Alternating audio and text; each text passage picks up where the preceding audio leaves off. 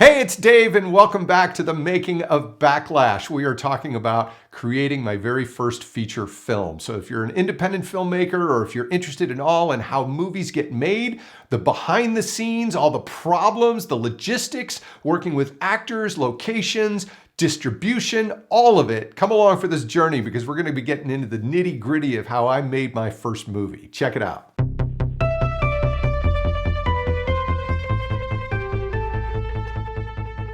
Okay, if you haven't already, make sure you go back and watch the first several chapters of this series.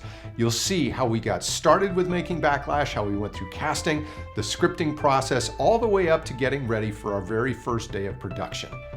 And when we started in the morning of January 17th, 1994, we were rudely interrupted by the Northridge earthquake.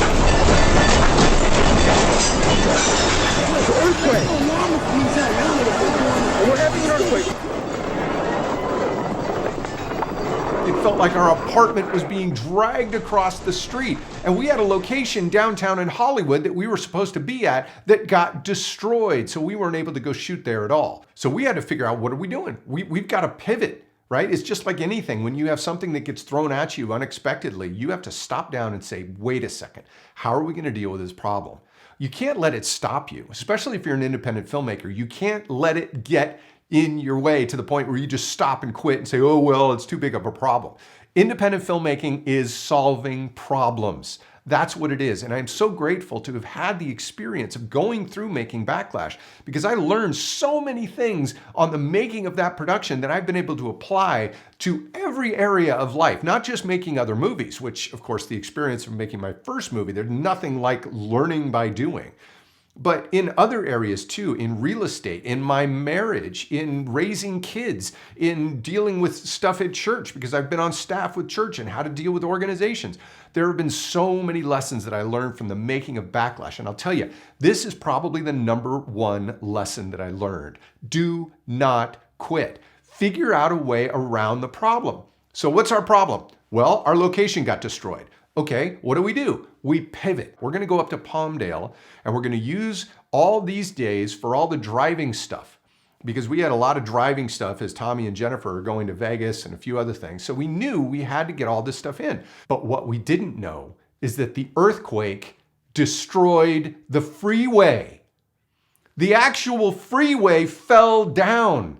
The big overpass coming down, this big transition from the 14 to the 5 collapsed. In fact, there was a motorcycle cop who was driving early in the morning, and he didn't realize that the freeway had collapsed, and he went over the side and he died. And that freeway is actually named after him now. But we didn't know any of this stuff had happened. So when we came into Sylmar where the 210 meets the 5, the freeway stopped. I mean, stopped. It was the single biggest traffic jam I'd ever been in my life. They shut the freeway down entirely, and we were stuck. As you can see, if you look around, on the driver's side, we have a clear sailing all the way south on the Highway 5. However, on the passenger side, you will notice millions and millions of cars all going in the same direction, all just despite us. Party man, scope to the right, 2 catering trucks flying in. We're gonna eat breakfast this morning. It's the last thing we do. We saw a couple of catering trucks, and we're like, oh my gosh, we're starving. I hope they open up. And indeed, on a completely shut down freeway, the catering trucks opened for business. Yeah, well, she convinced me to. They got another truck down the road. I saw people spending a little money, so something's better than nothing. Stress money is better than no money at all. And I got an old lady and 3 kids, so I take what I can get. And then Sunny, she decided to go around with Artie and interview people in their cars about what it was like to be stuck on the freeway. It was crazy. Well, hello, good afternoon, good day. We are here on the 5 North, that's right, heading towards Sylmar, and where traffic is not from the Lord. We're gonna take a look at some people and how they're feeling about things. Hi, how you doing, sir? We're interviewing people about the traffic. I was just wondering, how are you feeling this morning about the traffic? Oh, I'm so depressed. I have almost 2 hours here. 2 hours. Right. Is it? Every day is bad. Every day is worse. I don't know what's happened. How are you feeling about this whole traffic thing? I love it. You do? Yeah. Having a little quality time with yourself and just kicking it? Yeah. you headed, sir? Huh? I'm headed for the freeway. Are you going to work or? Living here. Oh, you are. You live here. This is it. No, the freeway is it. The freeway is your home. Yeah. And how you guys feeling about the traffic? I think it sucks. How do you feel about that? Some helpers for the earthquake and they can't get to their job. It's a terrible thing. Thanks a lot. Good luck to you guys. So finally, after like, it must have been 4, 5, 6 hours sitting on the freeway, things started to inch forward because the police were starting to take everybody off around this little tiny shoulder. Finally, we were able to get past it and pick up some speed and make it up to Palmdale. It's gonna be a bad hair day today. Look at his hair, Krusty the Clown. I think I'm most concerned about Nils. Now we've got all this driving stuff to do. So our key grip, Rob, he was fantastic. We said, Rob, I need a hostess tray to be able to put our camera on so that we can film Tommy driving the car and film the other way, having Jennifer in the passenger seat. So Rob, who is total Eagle Scout, took a bunch of scrap speed rail and he actually created a hostess tray for us. It was an engineering marvel because he created a hostess tray for us that was just as good as the pros use. And we used that for so much. So with that built, we hung it off the side of the car. And then Nils, who was our director of photography, he wanted it to look really good and not just bright, harsh sunlight. And so he built a silk to be able to put over the top of Tommy and Jennifer as they were driving. I was trapped inside the car and they wouldn't let me out, and everyone left. And no one cared about me, they only cared about Tommy. And what Tommy was doing, and if Tommy got a sandwich to eat, if Tommy had... The last one. What about me? You snake mine, man. I got the last sandwich. You did not get... Yeah, I did, really. I did. I'm sorry. I mean, I did. I really did. You did not. No, I really did. Did he get the last sandwich? I'm not sure how I feel about that. I'm just I kidding. don't think I'm happy about You it. guys can concentrate, please? Yeah, sorry, let's nail this. And so finally we're ready to film, and I have to squeeze in the back of the car with the DAT player, right? Because I'm gonna be recording sound at the same time I'm directing Christian and Sonny as we're driving down the road. And keep in mind, we had no permits for any of this stuff, okay? So we're driving down the road in this car, this poor car that kept overheating. It's got the silk on top, and it's got the hostess tray on the thing, and it's got me in the back, and Christian and Sonny, and the camera, and all this rest of it. And then we're trying to follow with the grip truck to make sure there's no problems. And then this bee flies in the car and hovers in front of me and then lands on my neck. And I've been scrunched down in the back. I'm like, oh, geez, I can hear him buzzing, and I can feel him crawling around, and I swear he's going to sting me. And it's going, oh, and I hate bees. And I'm like, oh. I was just this ball of stress. I'm sitting here in the car with Christian, and I'm rolling sound, and this bee lands on my neck. It just starts crawling, like right there, man. There's a lot of I couldn't do anything. There's man. a lot of those killer bees, you know. I think they're from Africa. You know, and what they say? They say you need to run in a straight line for a quarter mile to get away from them. Yeah. You're kidding, really? A quarter mile. I'd be fine, but you know, I can never tell like the difference between a quarter mile and a mile. And then we got a flat tire. We're driving along and psst. And this is when you stop and you say to yourself, why am I doing this? Well, to tell you, I think we did okay for about, what do we have, about 35 minutes of shooting? Did okay.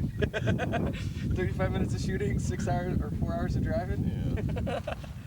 One flat tire. I mean, for everything that did go wrong, we didn't do too bad. And I want to encourage you, if you're stuck in your own version of being stuck in the car with a bee on your neck and the sun going down and the things flapping around and the earthquake and the fire and the floods and you don't see a way around it, or you're stressing out because you're in the moment and you just can't see that you're going to get onto the other side of it, take a breath.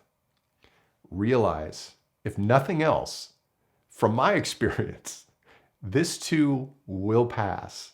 You will get on the other side of this. And the crazy thing about it is, and I've made a lot of movies at this point, the crazy thing about it is that despite all the headaches, despite all the challenges, despite all the things that come at you that you're like, this is the end of it, I will never get over this problem, somehow you find a way to get through these challenges.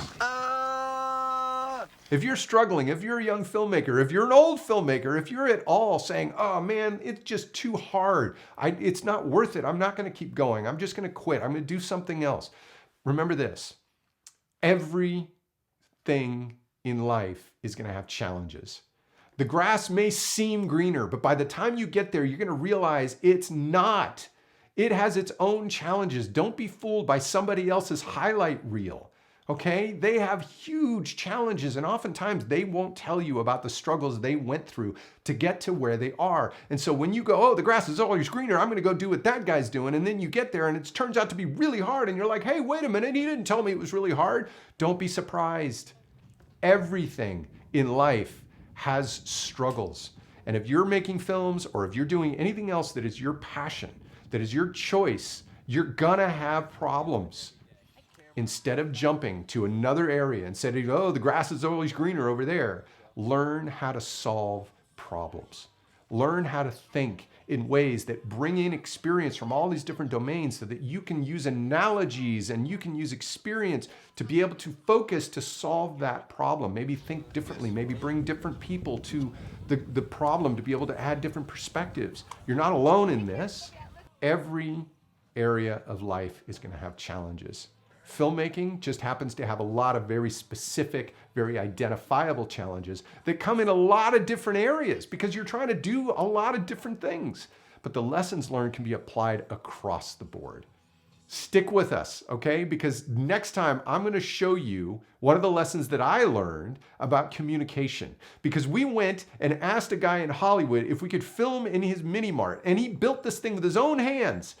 And then what happened when we got in there? Miscommunication, which led to property damage. So guys, do me a favor, if you like this video, give it a thumbs up, okay? Just hit that button for the algorithm, because YouTube, once they see that little thumbs up, they're like, oh, people like this video, we're gonna share it with more people. And my goal is to share this with as many people as possible and help you guys not make the same mistakes that I did. And hopefully you can learn from this video and a lot of the others. And again, if you haven't seen the first several chapters of this series, go back and watch them because they're really fun.